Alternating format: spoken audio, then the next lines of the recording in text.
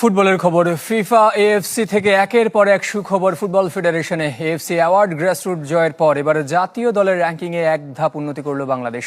তৃণমূলে আরও উন্নতির লক্ষ্যে স্কুল ফুটবলার দেশের একাডেমিগুলোকে নিয়ে বেশি মনোযোগী হতে চান ডেভেলপমেন্ট কমিটির চেয়ারম্যান নাসের শাহরিয়ার জাহিদি। নির্বাহী সভায় কথা বলতে চান জাতীয় দল আর হেড কোচ হাভিয়ের কাবরেরার পারফরমেন্স নিয়ে। র্যাঙ্কিংয়ে ৩৮ ধাপ এগিয়ে থাকা হংকংয়ের সাথে অক্টোবর উইন্ডোর প্রথম ম্যাচে হারলেও দ্বিতীয়টি ড্র করায় ফিফা র্যাঙ্কিংয়ে ইতিবাচক ফল পেল বাংলাদেশ। এক ধাপ উন্নতি করে এখন ১৮৩তে হামজা জামালরা। তবে দর্শকের মাঝে হেড কোচ হাভিয়ের কাবরেরার বিরোধী মনোভাব বেড়েই চলেছে। এর সমাধান কি?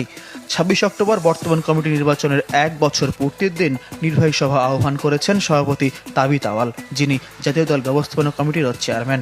সেদিনের সভায় জাতীয় দল নিয়েও আলোচনা চান সহসভাপতি নাসের শাহরিয়ার জাহিদি।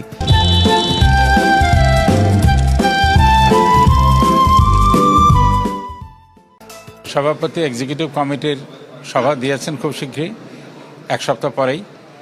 তো সেখানে আমরা সব বিষয় নিয়ে আলোচনা করব। এই বিষয়ে হয়তো সেখানে আলোচিত হবে। তবে এটুকু আমি বলবো যে আমরা আগে যেরকম পারফর্ম করতাম তার থেকে অনেক ভালো করছি। জাতীয় দলের পাইপলাইন তৈরি ডেভেলপমেন্ট কমিটির অন্যতম দায়িত্ব।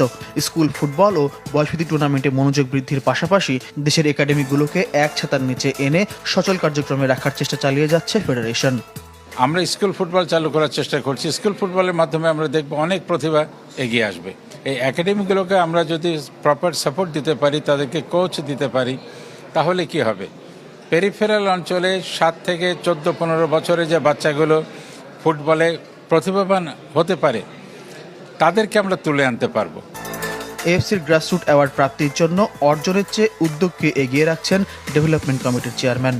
এএফসি আমাদেরকে যে অ্যাওয়ার্ডটা দিয়েছে এটা আমার মনে হয় অর্জনের থেকে উদ্যোগের জন্য বেশি, কারণ অর্জনটা আগামী ১-২ বছর আরও বেশি দেখা যাবে।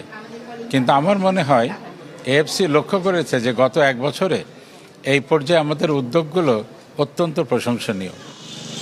প্রায় ১ বছরে অনেক নতুন অর্জন ফেডারেশনের বর্তমান কমিটির, বাকি সময়ে সেসবকেও ছাড়িয়ে যাবার লক্ষ্য।